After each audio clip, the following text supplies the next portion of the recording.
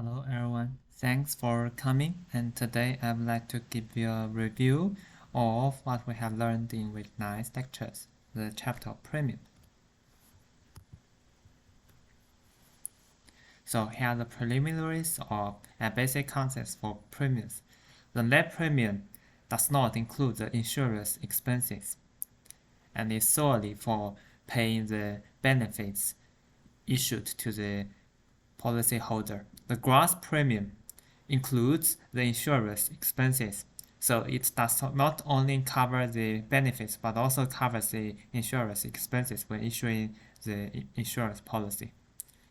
So we denote the net future loss by L0 of n. So it is the present value of benefits outgo minus present value of net premium income.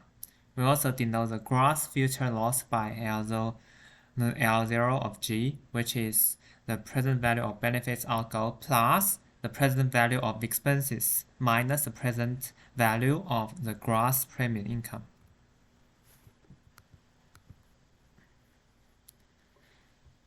The important concept is the equivalence principle.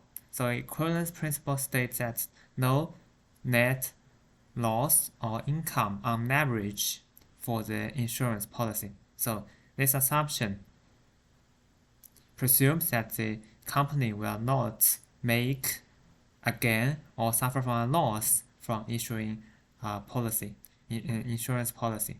So in the net premium case, we have the expected value of the net loss variable L0 of n being 0. And for the gross case, we have the expectation of the gross loss variable L0 of G equals to 0. We can use the equivalence principle to calculate premium. Things to pay attention to is that when we are using this principle, we need to discount both income and outcome cash flows by the discount factor, which is 1 over 1 plus the interest rate. So the premiums are paid generally in two ways. One is to be paid annually. One is to have a one-time premium and nothing will be paid afterwards. So for the benefits or the cash flows or the cash outflows for the insurance companies, there are also two ways. The periodic benefits, well, one typical example is the annuities versus the one-time benefit, and the typical example is the life insurance, where some will be paid upon the death of the insured life.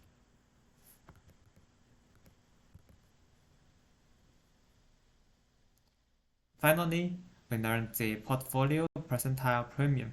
The definition is that we have a collection of ID loss policies and a constant alpha.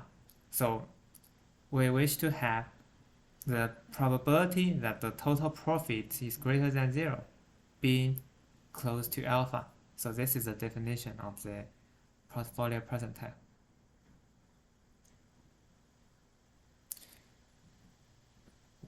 One key thing is to apply the central limit theorem, because we have a collection of IID random variables. Then the mean will minus mu over the variance sigma over square root of n will observe the standard normal distribution. So alpha will be approximated by the probability that the random variable z being smaller or equal than minus n times mu over sigma. So n is the total number of policies. Under the equivalence principle, mu is 0, so alpha equals to 0.5 approximately, especially when the number of policies is very large. Thanks for listening.